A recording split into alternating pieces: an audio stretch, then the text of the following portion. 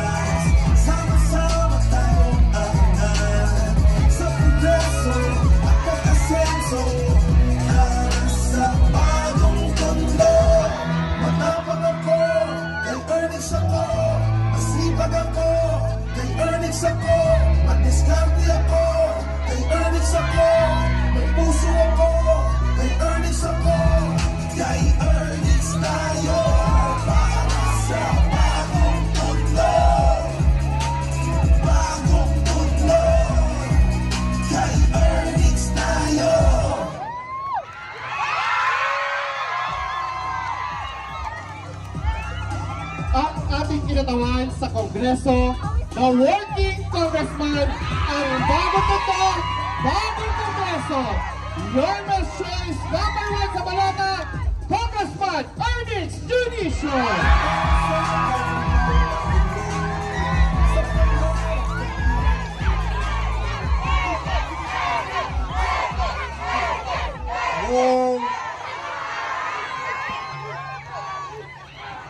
Thank you.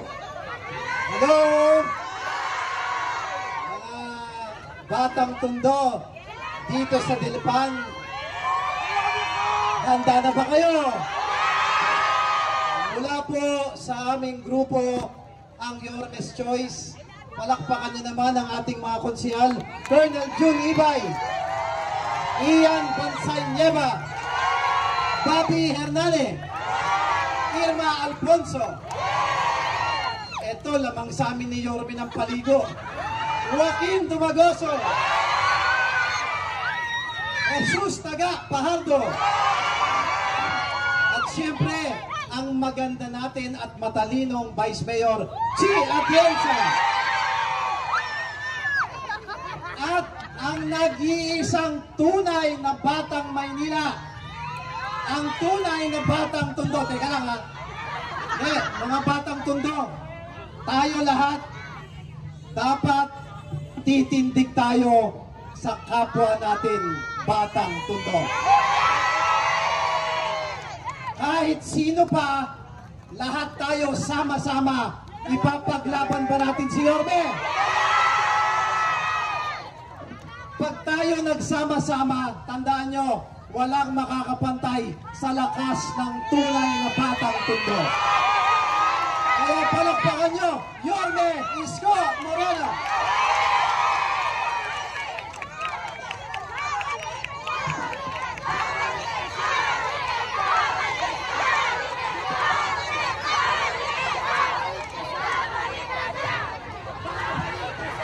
Alam nyo, sa lakas ng hiyawan nyo, parang tapos na eleksyon.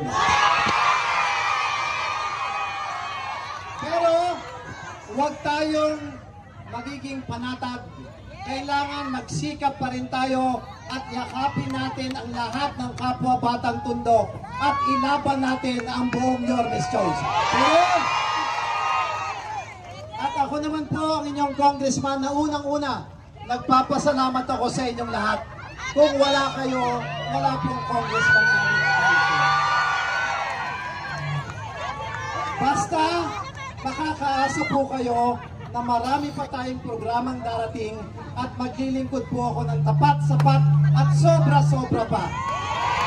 Na laging may takot sa Diyos at laging mababa ang loob, mamahalin ko po at paglilingkuran ko ang lahat ng batang Tondo.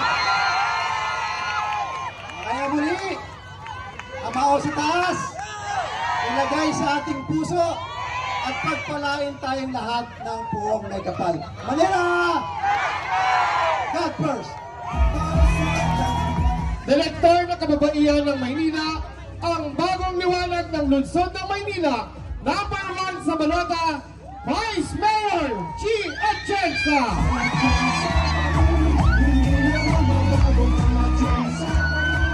Magandang gabi mga batang tondo!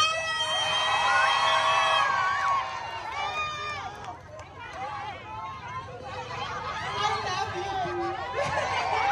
Masaya po kami makasama kayo ngayon. Alam nyo, naniniwala po ako sa tadhana. Naniniwala rin ako na pag-ibigay natin ang buhay natin sa Panginoon, siya ang huhubog at huhulma sa ating paglalakbay sa buhay para tayo ay handa sa kung ano man ang misyon natin. Ako po si Chia Atienza, ang bunsong anak ng dating buting Mayor Lito Atienza. Ako po ang direktora ng Kababaihan ng Maynila at alam ko ngayong gabi nakatadhana akong tumayo sa inyong harapan bilang Vice-Alcalde ni Yorme Iska Moreno Tumagoso! I love you. Pero alam niyo, sa totoo lang, nung bata pa ako, ang pangarap ko sa aking buhay ay maging isang misyonaryo. Kaya nung ang aking ama ay Vice-Alcalde ng Maynila, ginamit ko ang pagiging bunsong anak ng Vice-Alcalde para tayuan ang boses ng mga kabataan sa MYRC. At nung ako naman po ay bunsong anak ng Alkalde ng Maynila, naging aktibo po ako sa iba't ibang church organizations. Buwan-buwan pumupunta po ako sa Bilibid Prison para mag-medical mission at gumawa ng feeding doon. Dahil para sa akin, importante na magamit ko ang aking buhay para mapasaya ang Panginoon. At noong ang aking ama ay naging congressman ng Buhay Party List, daang-daang libong food packs ang ipinamahagi niya dito sa Maynila. Ako po ang gumawa ng paraan para mangyari po yun. Milyong-milyong halaga ng mga bitamina at maintenance ipinamahagi sa inyo. Ako rin po ang gumawa ng paraan para mangyari yun. Ngunit kahit kailan, hindi niyo po nakita ang aking mukha. Kahit kailan, hindi ko po pinlaster ang aking mukha sa mga nakuha ninyo. Dahil mas mahigit pa po sa akin na pag ako ay tumingin sa itaas, alam ko masaya ang Panginoon sa paggamit ko sa kung ano man ang ginawa o binigay niya sa aking buhay.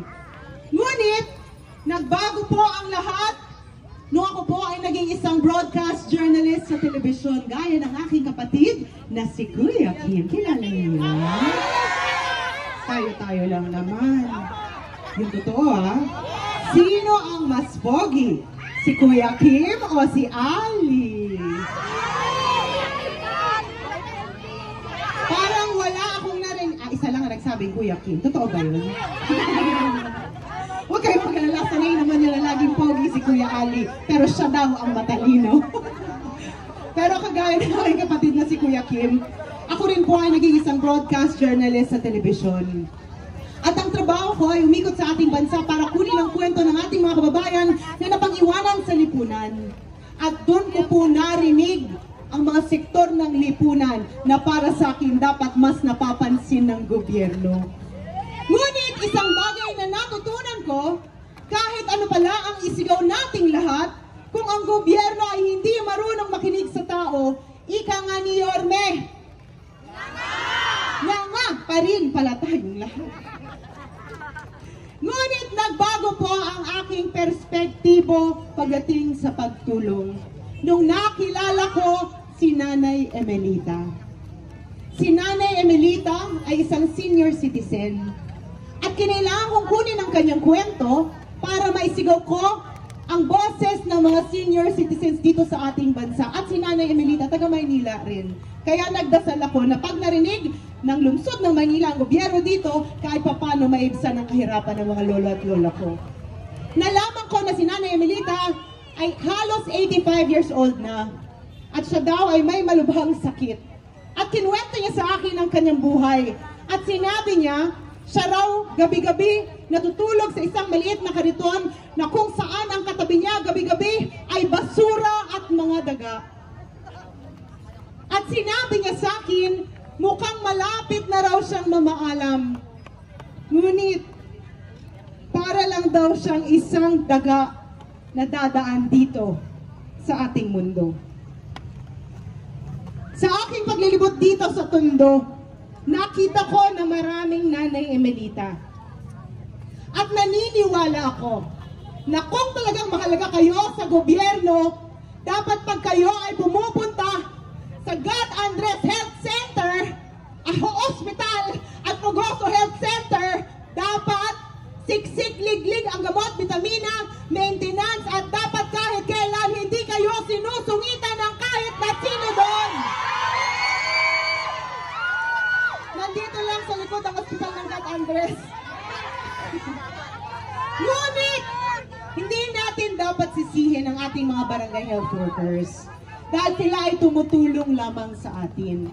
Ngunit naniniwala kasi ako na kung sila ay napapahalagahan din ng gobyerno, dapat tuwing pumupunta kayo doon, humahaba ang inyong buhay at pinaparamdam sa iyo na kayo ay mahalaga. Huwag kayong mag-alala, Nay. Huwag kayong mag-alala dahil balang araw sa amin ni Yorme, hindi po yung magiging punerarya. Kayo po ay mapapangalagaan at mapapahaba ang inyong mga buhay pag kayo ay nagpapatingin sa mga ospital at health centers dito sa Tondo. Huwag kayong mag-alala dahil magiging siksik, liglig ang gamot, vitamina, maintenance at lahat ng mga pangangailangan ng balang araw. Ako rin po ay tumatayo para sa ating mga kababayan na may kapansanan. Lalo't lalo na ang mga ina o ama na merong anak na may kapansanan. Nakakalungkot na realidad pero totoo. Marami sa mga kabataan na na-diagnose na merong kapansanan, lumalaki na lang ni hindi man lang nila alam kung ano ang problema sa kanila. Huwag kayong mag-alala dahil balang araw, marami na pong mga doktor ang tutulong sa mga Manileño at sa ating mga kababayan na may kapansanan para kahit paano maramdaman nyo na kayo rin ay mahalaga dito sa ating gobyerno. Ako rin ay tumatayo para sa mga magulang na narito ngayon. Taas po ang kamay ng mga magulang. Ang akala po ng iba, bata pa ako. Pero, sa totoo lang po, 43 years old na po ako. At may 3 na po akong mga anak na malalaki na at halos 20 taon na po akong may asawa. Kaya tay, hindi na po ako talaga.